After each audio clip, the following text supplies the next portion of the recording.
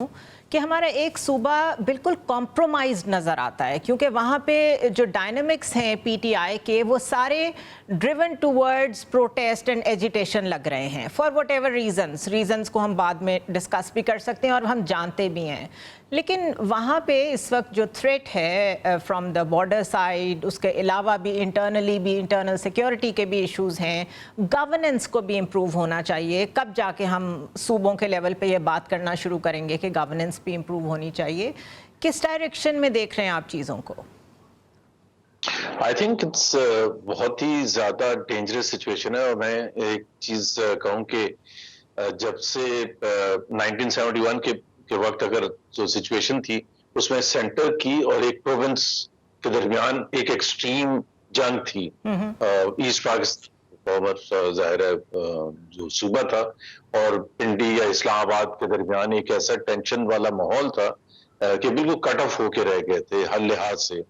और जाहिर है उसने जो कंट्रीब्यूट किया फिर जो डेवस्टेटिंग कॉन्सिक्वेंसेस वो सब हमें पता है।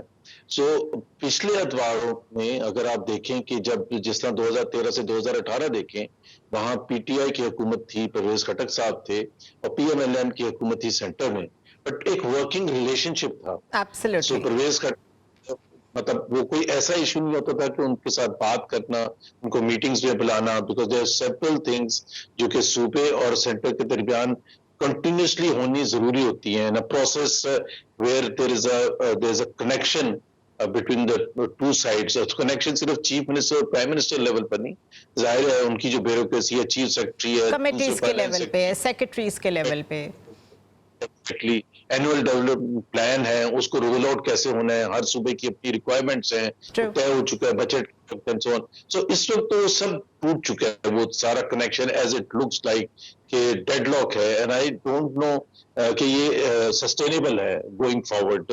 और चंद महीने या हफ्तों में something has to give in at least to the extent के जी वर्किंग रिलेशनशिप तो रहे।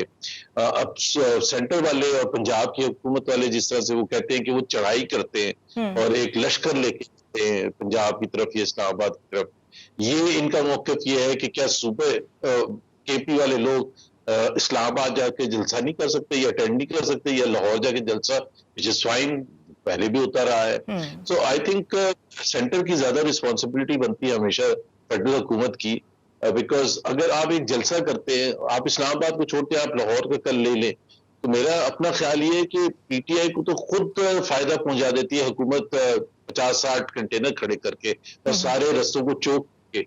सो लोग अगर नहीं आते तो पीटीआई के पास बड़ा अच्छा बहाना है कि जी हमारे तो बिल्कुल पकड़ धकड़ भी है, एफआईआर भी कट रही हैं, जगह भी नहीं है जाने की, रास्ते भी बंद हैं, गाड़ियां भी नहीं जा सकती। Same was true of Islamabad and it's not just a new thing. आप पहला जलसा देखें जो आज से 3 हफ्ते पहले ये कब हुआ था इस्लामाबाद में, तो 30 पॉइंट्स पर को चोक कर दिया था कि वहां से एंट्री मुश्किल हो गई थी और फिर containers and so on so fourth.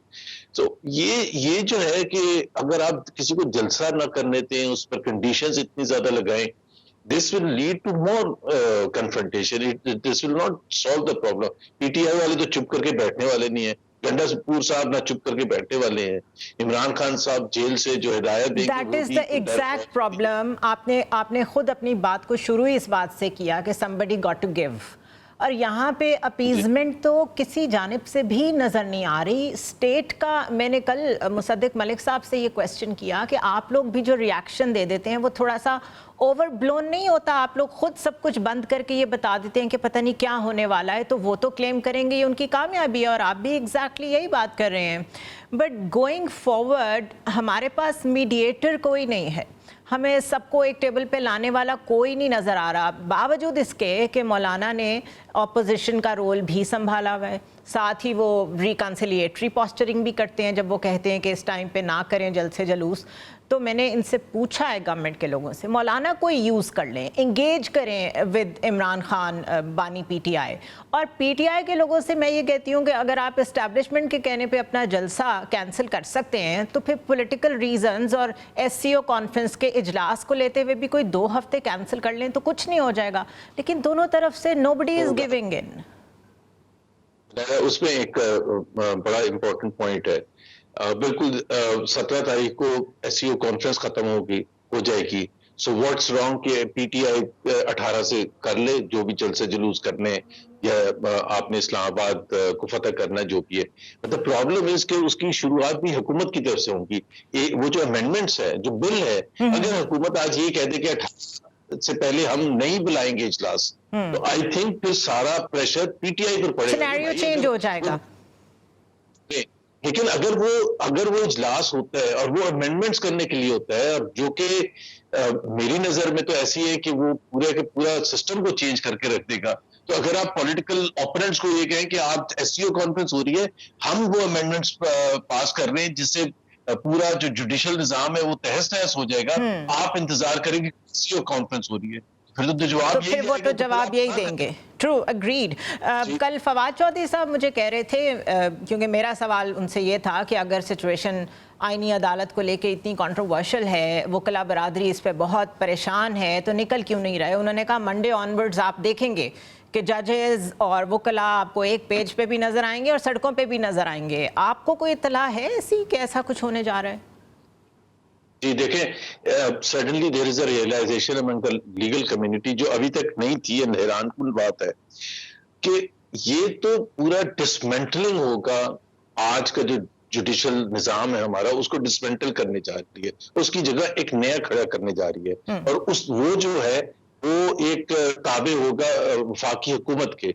सो उसको आप एक्सेप्ट कर ही नहीं सकते। सो इट्स अबाउट नाउ और नेवर।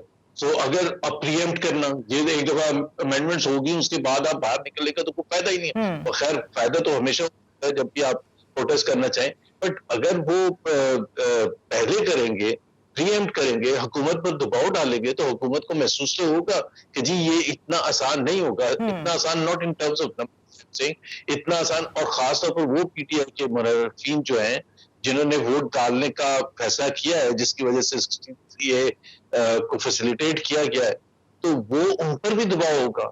तो आई थिंक मेरा अपना जो मेरी लीगल कम्युनिटी वालों से बातचीत है और मैंने पता किया है, सो वो एक पीक कर रहा है अब वो जो एंगर है। मंडे ऑन कराची में भी, पेशावर में भी, लाहौर में भी, इस्लामाबाद में, और सो एनीथिंग कैन हैपन। सो अगर लॉयर्स, जाहिर है 100% तो नहीं लीगल कम्युनिटी ऑपोजिशन के साथ या हुकूमत के खिलाफ, लेकिन अच्छी एक साइज़बल मेजॉरिटी है जो कि इस चीज को रख के बहुत ज्यादा शदीद तहफ़्फ़ुज़ात है, और बहुत से वो भी लॉयर्स जो कि हुकूमत को नॉर्मली सपोर्ट करते हैं, उनको भी ये डाइजेस्ट करना बहुत मुश्किल है कि बहुत सी चीजें तो ऐसी है ना कि देखिए ये सारी उम्र के लिए है, ये कोई एक वक्त के लिए तो नहीं है कि नेशनल सिक्योरिटी के नाम पर अगर आप किसी को गायब कर देंगे और उसको आप चैलेंज नहीं कर सकते कोर्ट में, तो वो इस किस्म की चीजें, या चीफ जस्टिस की अपॉइंटमेंट और जजेस की appointment and all of those things. अच्छा जुबैर साहब, द फनी थिंग इज़, मैं इसको फ़नी इसलिए कह रही हूँ कि हम लोग बड़ा कन्वीनियंटली जहाँ पे जो सूरत हाल सूट करती है ना, हम उसको कोट करना शुरू कर देते हैं। वेरी कन्वीनियंटली गवर्नमेंट की तरफ से लोग ये दलाइल देते हैं कि आइनी कोर्ट तो पूरी दुनिया में है, इसमें कोई हर्ज नहीं है, और यूएस जैसे मुल्क में भी जजेस के इंटरव्यूज़ होते हैं, कांग्रेस की कमेटीज़ के आगे जजेस पेश होते हैं, सवाल के जवाब देते हैं। ऑस्ट्रिया में आज से 180 ईयर्स पहले आइनी कोर्ट बन गई थी। मतलब भूल जाते हैं कि पाकिस्तान कहाँ है, पाकिस्तान का कॉन्टेक्स्ट क्या है, हमारी हिस्ट्री क्या है, और हमें यूरोप की मिसालें देना शुरू कर देते हैं।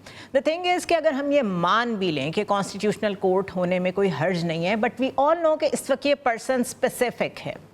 वाई डू यू थिंक कि वो एक बंदे की खातिर या एक उस पर्टिकुलर पर्सनालिटी की खातिर सारा पॉलिटिकल लीगो जो हमारा रोड मैप है उसको तब्दील करने को तैयार हैं? अगर आपने 2 या 3 रीजंस आपके जहन में कौन सी आती हैं? देखिए, एक तो पर्सन स्पेसिफिक है, जेंडर स्पेसिफिक है, गवर्नमेंट रूलिंग पार्टी। देखिए अमेंडमेंट्स होंगी तो who will benefit out of that? एक तो वो जज साहब होंगे जो भी चीफ जस्टिस लगेंगे फेडरल कोर्ट के, मेरे हिसाब से तो जस्टिस फाइज ईसा होंगे, और उसके बदले में सबसे ज्यादा फायदा होगा अगर वो नहीं होते और कोई और होते हैं तो उससे फर्क पड़ेगा? देखिए फिर मुझे समझने में फिर तो बहुत ही इनकॉम्पिटेंस है, और कन्फ्रंट करने के लिए हुकूमत तैयार है कि 25 अक्टूबर गुजरने दे।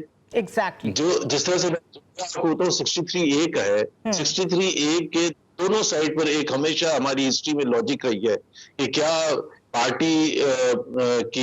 पार्टी लाइन से अगेंस्ट जाके वोट डालना, अब कोई कहे अमेरिका में तो दे सकते हैं, आपने जैसे कहा अमेरिका के बिल्कुल डिफरेंट वो है, यहाँ डिफरेंट है, या किस तरह से यूज किया जाता है, दूसरे भी साइड पर भी आर्गुमेंट है। बट द पॉइंट इज इस वक्त ये करना तो बिल्कुल क्लियरली ये इसलिए आप कर रहे हैं कि आपने अभी अमेंडमेंट्स करनी है और उसको फैसिलिटेट करने के लिए आपने कानून को चेंज कर दिया, सुप्रीम कोर्ट को।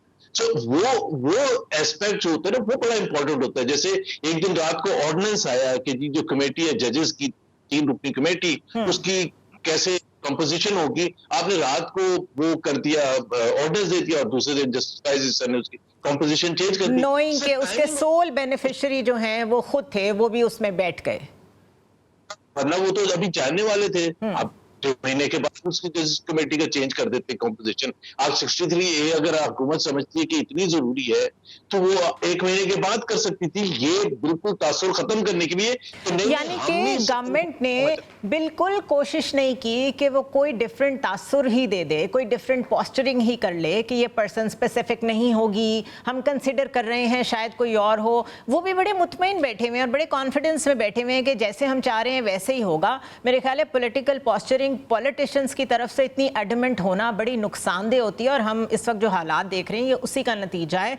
My last question to you, अभी SCO का इजलास जो है वो आपको इस्लामाबाद फोर्ट्रेस बना हुआ ही नज़र आ रहा है, और अगर उसी तरीके से सब कुछ होना है तो फिर क्या फ़ायदा कि इस तरह 34 मंदूबीन पाकिस्तान आ रहे हैं। We are suppose to be happy कि थिंग्स आर हैपनिंग फाइनली, लेकिन ईरान तक जो वॉर पहुंच गई है उसका एक अपना इम्पैक्ट है। एक्सटर्नल डायनेमिक्स इंटरनल डायनेमिक्स इतनी बुरी तरह ब्लेंड किए हुए हैं नेगेटिवली, लेकिन कोई भी नहीं सोच रहा। आप किस तरफ जाती देख रहे हैं सिचुएशन? तो देखो ना, उनके साथ वो तमाम डेलीगेट्स जो आएंगे, प्राइम मिनिस्टर्स और दूसरे जो हैं, उनके साथ उनके वज़रा भी आएंगे और उनके साथ मीडिया टीम्स आएंगी उनकी अपनी। और आप ज्यादा मेरे से अच्छी तरह समझ सकती है कि उनकी मीडिया जो है वो स्निफ करने की कोशिश करेगी टू फाइंड आउट कि पाकिस्तान में हो क्या रहा है, क्योंकि यहाँ से जो स्टोरीज के भेजेंगे वो सिर्फ SCO समिट को कवर करने के लिए नहीं, बिकॉज वो काफी ड्राई सब्जेक्ट है। वो ज्यादा मसाला लगा के कि पाकिस्तान में हो क्या रहा है। Imagine Indian media team is here and what it is reporting back, और विजुअल्स जो यहाँ से जा रहे हैं वो वही कंटेनर्स के जा रहे हैं और डिप्लॉयड हमारी लॉ एनफोर्समेंट एजेंसीज हैं। Let's hope and see container, but उसकी एक शर्त ये है, बहुत बड़ी शर्त ये है, आई थिंक टेस्ट ना करें PTI को भी कि जी SCO समिट में भी वो आने की कोशिश करेंगे।